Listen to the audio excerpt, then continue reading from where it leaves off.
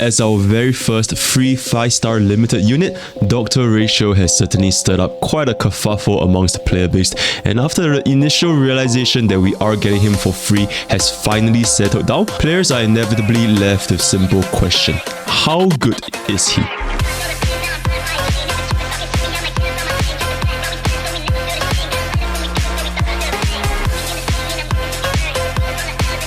Hey guys, Mr. Pokey here, back with another video, and welcome to another episode of CN Hype Watch, where we will be going through the CN community's opinions for an upcoming banner unit, this time featuring Dr. Ratio. These are strictly speculations talking about his kit. If you guys would like to see CN's pulling opinions, then kindly check out my previous video over here.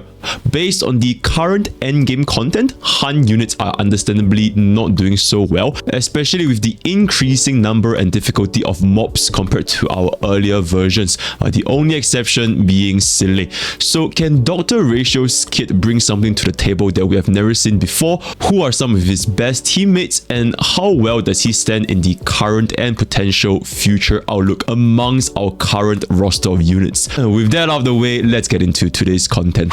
Starting off with the individual speculations, first of all being some hidden information that you guys might have missed, is that from the live stream event, there are some things that were not explicitly mentioned by Albert, although we can deduce it from some of the short footages seen as well as the official website. First of all, Dr. Ratio's attack seems to have a very low number of total hits, between 1 to 2, unlike Topaz or Silei's high number of hits. As such, 4-piece follow-up as well as swap play will likely not be ideal relic and light comparisons for Dr. Ratio due to the slow ramp up time. Actual hit itself from his follow-up attack has 30 toughness bar damage, which is exactly the same as any basic attack, as well as some energy recovery as per all normal follow-up attacks.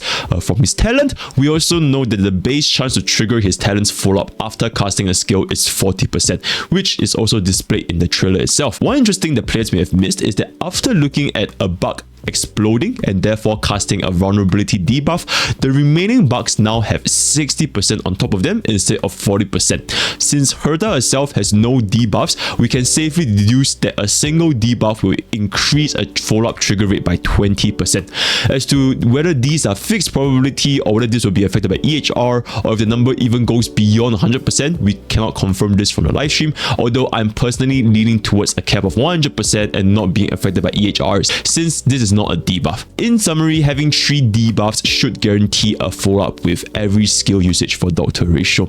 We also have gotten this from the official website, suggesting that we do see a crit rate and crit damage buff depending on the target's debuff number. If the number of stacks goes beyond 3 debuffs, then players probably might need more than 3 debuffs in order to gain the maximum value from the crit rate and crit damage. However, we're not sure if the stacks that we gain are permanent or do they go away after each attack. So there isn't a magic debuff number, but generally speaking, 3 debuffs to maintain 100% follow-up should be pretty safe. Only we have a unit that have a ton of debuff in a single kit. Lastly, Dr. Ratio's ultimate can be in many ways compared to Topaz and Clara, buffing their follow-up attacks respectively. While in the live stream, they did not review how many times can Dr. Ratio launch this additional follow-up attack after launching his ultimate. Common sense should tell us that there will definitely be a hard cap. Otherwise, units like Topaz and Dr. Ratio will just kill anything in their path by having an infinite cycle between Numbi, Dr. Ratio's follow-up attacks, Numbi, Dr. Ratio follow-up, and so on and so forth, right? So there should definitely be a cap to this. Assuming that Dr. Ratio follows the archetype of Topaz as well as Clara, we should see probably 2 to 3 additional follow-up attacks before Dr. Ratio needs to cast his ultimate again to gain this buff. Moving on to Dr. Ratio's niche and general usage. In the CN community's opinion, Dr. Ratio's single target damage should be extremely high, mixing his skill, ultimate, and a barrage of follow-up attacks to quickly focus fire on a single target. Since the additional follow-up attack from his ultimate will be used after an ally attacks the target, we can also see very quick succession of follow-up attacks within a fixed motion value. In other words, Dr. Ratio's damage is very front-loaded without needing to wait for a very long time. Secondly, Dr. Ratio's toughness break damage is also extremely strong, deducing that we can get 60 from his skill and 30 from his follow-up, and another 90 from his ultimate and another 30 from his follow-up. Now, assuming that his ultimate triggers twice as per Clara and Topaz follow-up counters, This will deal a total of 150 toughness bar damage, totaling to 240 toughness bar damage from skill, ultimate, and flop saloon. As of version 1.5, all elites and bosses range between 240 to 360 toughness bar, and as such, Doctor Ratio plus some additional hits from our ally supports and sustains can easily break the entire toughness bar extremely quickly, inflicting imaginary break in prison, which is a slow and action value pushback. Considering that Run Mei is also going to be a support heavily tied to weakness breaking, this might see some very interesting synergy. However, Doctor Ratio's weakness is also glaringly obvious, which is a complete lack of mob clearing capabilities due to his pure single target arsenal. Taking our current endgame content as the benchmark, most elites and all bosses have some kind of mob summoning mechanic, and as such, Doctor Ratio's team will ideally try to kill the boss as fast as possible and not waste their time dealing with mobs because it is simply not efficient.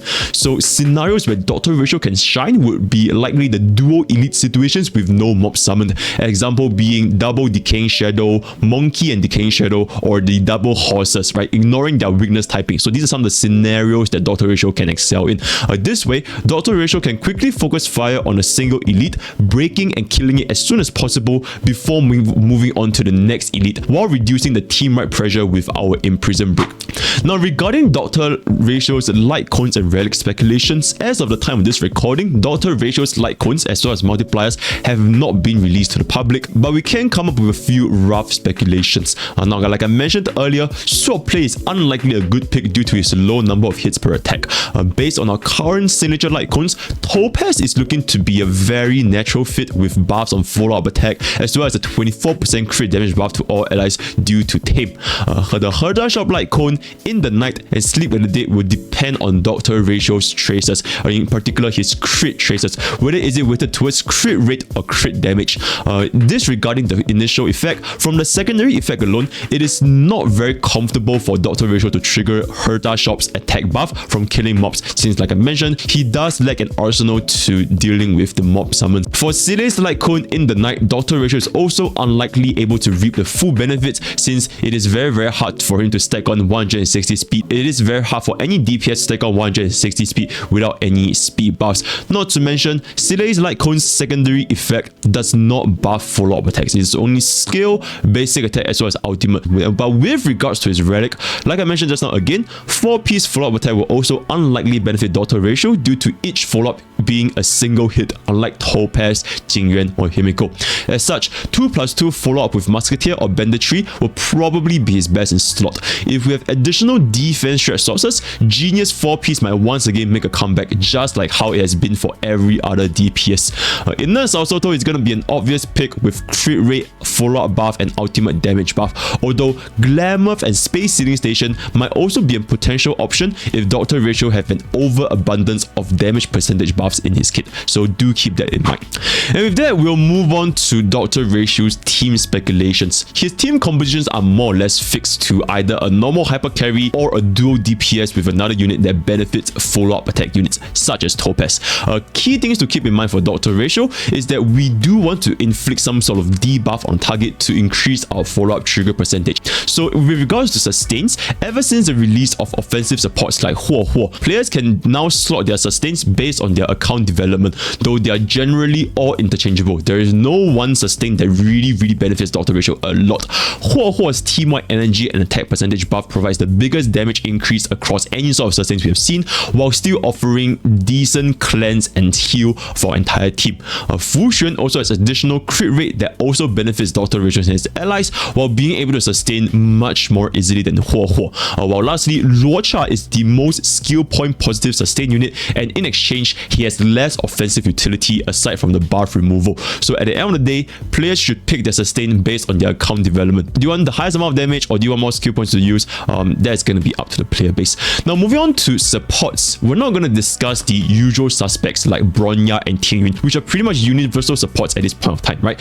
So we're going to talk a little bit more about other supports such as Pella, Welt, and Silverwolf. Now, these debuffers, they will improve Doctor Ratio's follow-up trigger percentage with their various debuffs, keeping in mind that each debuff accounts as a 20% increase in follow-up trigger rate, as well as the crit rate and crit damage buff based on the number of debuffs. Units like Pella, Welt, and Silverwolf, they're all really good candidates to potentially pair with Dr. Ratio, in particular Silver Wolf, who has 5 debuffs all by herself.